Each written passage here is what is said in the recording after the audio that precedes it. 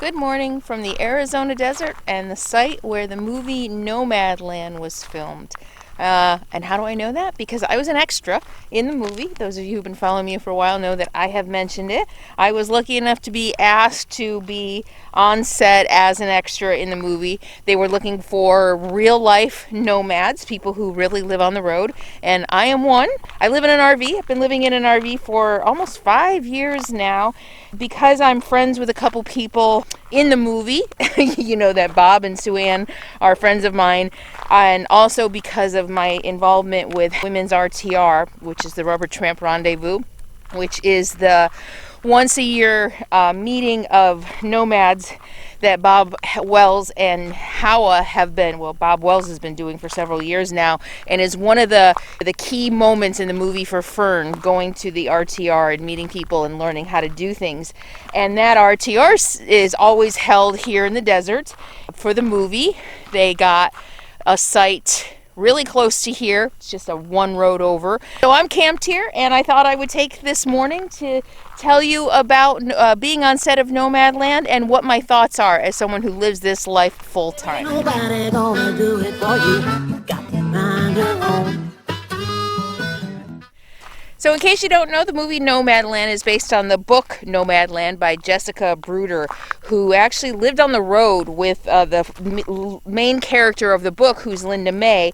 She lived on the road with her, learning her story and learning about the life, and wrote the book several years ago. And the movie is an adaptation of that.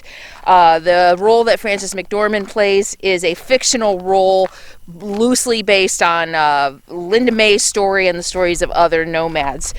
And the book, I really enjoyed the book. I enjoyed the book a lot. I think in some ways maybe even more than the movie. I liked, of course, in a book you can always do deep dives. I liked that it was a little political, a little bit of a social commentary on women and their plights in 21st century America, especially after the Great Recession. So I really liked how it kind of dove into really behind the scenes in Amazon and painting the exploitation in many ways of these older workers. The movie didn't want to be political. They purposely set out to tell a story that wasn't necessarily political, and for people, the viewers, to draw their own conclusions about the story that they told. You know, and that's fine. It was a beautiful movie. The story is poignant. And when I first saw the movie a couple weeks ago, I had really mixed emotions afterwards. I really didn't know what to think. There's been a lot leading up to the movie. Being on set was really cool. It was really fun to see how a movie works. It was a small production team, but to be among friends and fellow nomads and to be a part of something, we knew Frances McDormand was in it. I actually got to talk to Frances McDormand. Oh, so my scenes, you'll notice, I'll see if I can get a screenshot and put it up here. The two main scenes that you can see me in are at the RTR here, right over here. We came out here. And I'm sitting directly behind Fern in the audience. And there's two shots. They actually changed the scenes around. I'm actually sitting behind her in the seminar about how to fix a tire. But they used that shot of her in the audience with me behind her for a couple other seminars. So a little bit of editing there. And there was one other, you can barely see me in the chili feed scene. Fern and I think Swanky are making their chili, and I'm sitting in the background. You can barely tell it's me. I only know it's me because I know what I was wearing. And then at the fire, the burning of the van, there's a shadow of me. And again, if you don't know it's me, you wouldn't know. But so those are my big claims to fame, my almost famous in this movie. Nothing at all, really. And many of you have asked, how does it work being an extra? Do you get paid? Yes, you get paid. You get paid standard Screen Actor Guild union wages, which it's not a lot. You'd be surprised. I can't even remember how much it was now, but it's not a lot. So apparently actors get paid for their work in other ways, maybe royalties. So that's kind of the logistics of being on a set of now a major film. So what do I think about the movie? My biggest concern, selfishly, is I'll own that, is that we would have the wild effect. That after the movie, a million people would come out here. It's already gotten more crowded this year because of the pandemic. But I was really afraid, like Reese Witherspoon did to the Pacific Crest Trail, I was afraid Frances McDormand would do to this lifestyle, and that it would become harder and harder to live on public lands in solitude. And that's one thing the movie, though, really does well, is it does not glamorize this life. It doesn't glamorize the lifestyle at all. And I was very, very happy about that. I think one of the things that I think it did really, really well is it showed the solitude. There's shots of Fern in her van and doing laundry, and you can really feel her aloneness. I wouldn't necessarily say a loneliness, but you can feel the aloneness. And I think that Chloe Zhao, the director, captured that brilliantly. That so much of this lifestyle for many of us is about being alone. Not lonely, not feeling sorry for ourselves, but you really get a feel for that isolation at times, I guess. So I thought that was brilliant. But some other things about it, and I don't know if it's just me or a new editing style, just felt a little disjointed to me, which is weird, but that's just me. I'm nobody. Chloe Zhao is a very talented director and stuff, so I don't know. It just felt a little disjointed to me. Little clips of life here and there, and I don't know. It didn't flow. A good friend of mine is a friend of Mark Maron's podcast, WTF. And in his podcast, he said it's a story of grief. And I was like, yeah, that's what it is. And again, seeing your lifestyle on screen, seeing your friends. I don't know. I met Swanky and Linda May on set. I didn't know them before, but I know Bob. Everybody knows I know Bob Wells really well. We traveled together for a while. We're good friends. Suanne and I are friends. So it's really weird to see people you know, especially out here, on the big screen with Frances McDormand. It's just very strange and surreal. And so that was just really unsettling in a lot of ways for me, which is weird because I share my life on YouTube all the time, but it was just very unsettling for me. What Mark Maron said about Nomadland, the movie, is that it's a story of grief. And I think that's a really appropriate take on the movie. And I thought about that after my friend told me that that's what Mark Maron said. I was like, yeah, it's a story of grief. But then after sitting on it for several days, I realized it's not just a story about Fern's grief over losing her husband and trying to navigate life after that traumatic loss and the loss of her lifestyle when her company town closed, but it's a grief about losing a way of living. It's a grief about realizing that the American dream, this is my take on it, is a lie. Remember, I said Chloe Zhao wants the viewer to take away their own interpretation, I think, of the movie and not shove politics down your throat. I tend to be political and interested in social issues, and that's what I started to realize, that her interpretation of the movie, it is very much a story of grief. And I think that the way the movie is shot, the low lighting, the choppiness that I called it, of Fern sitting alone and doing this and doing that, I think it really is a story of grief. But not just Fern's grief, but a collective grief.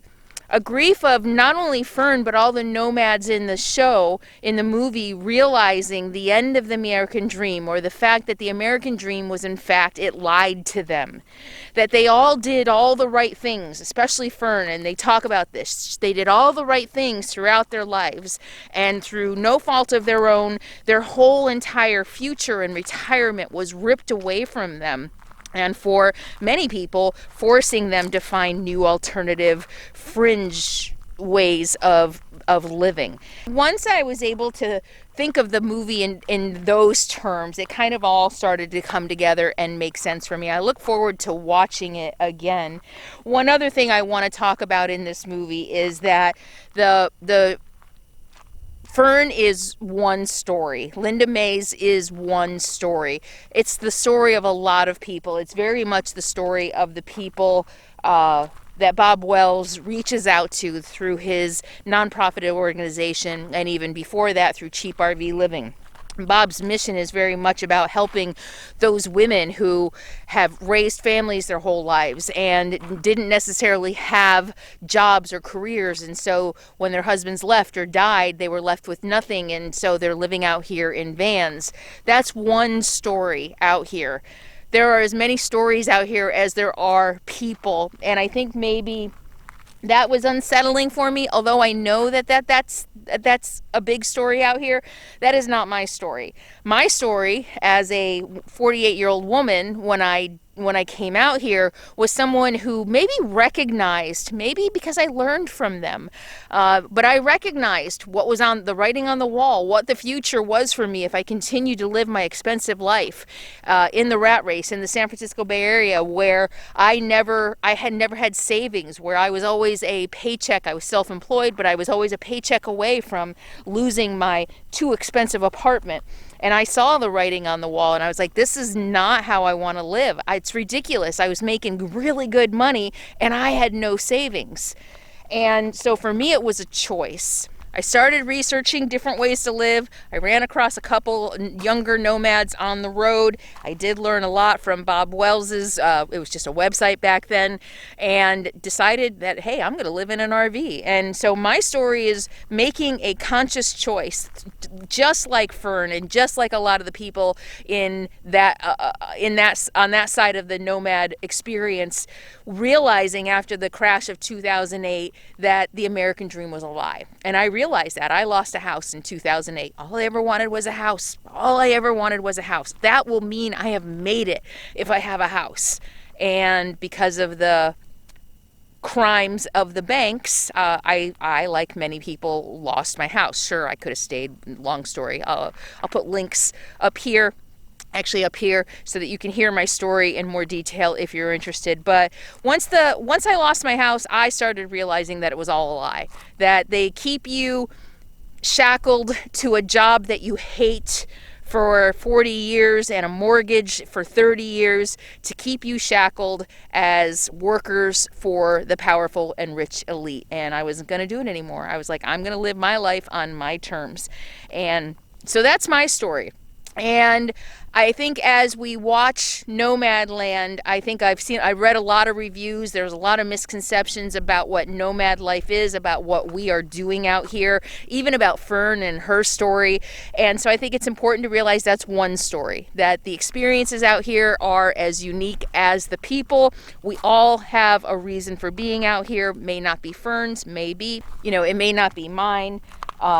But overall, I look forward to seeing the movie again. I'm going to watch it again to see what I get from it a second time. But it was really fun to be a part of. Chloe Zhao was awesome and brilliant. Frances McDormand was so sweet. I felt really bad afterwards. I spoke to her when she was sitting in front of me, and then realized afterward that she was totally in character, and that wasn't a very professional thing for me to do, but I'm sure she's used to working with extras who aren't actors, but she was very sweet and gracious, and it was so fun to be a part of it. And it's been a long time in the making. It was supposed to be released last year, but because of the virus, it never was. And so now it's on Hulu.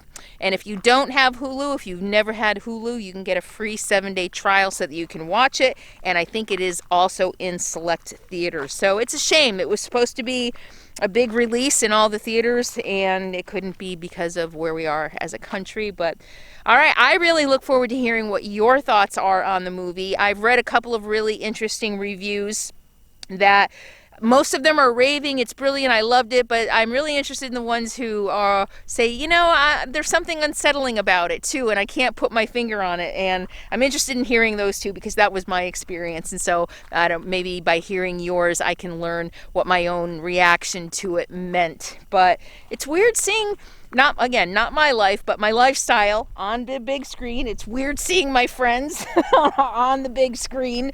And it was fun to see me. Not only am I in the movie, but I'm in the shots. Two shots where you really know it's me are with Frances McDormand also in the shot. So I share the screen with Frances McDormand. So it's really exciting. It was fun to be a part of. I want to thank everybody who who allowed me to be a part of it. And let me know what your thoughts. I'll leave your comments below. I look forward to hearing what you thought about the movie. And if you're interested in following my adventures, a now 53-year-old woman living in an RV with my adorable puppy Sadie, be sure to subscribe below. I share tips and tricks and philosophies on life and social issues and politics and feminism and, you know, all kinds of fun stuff. The Thinking Nomad is what I should have called my channel. Anyway, so be sure to subscribe if you want to hear more and follow me on my travels. Thank you all so much for being here. I'm going to enjoy my morning coffee now, and I'll see y'all soon. In the meantime, be happy, be free, and be kind. Mwah. See you later from the beautiful desert of Nomadland.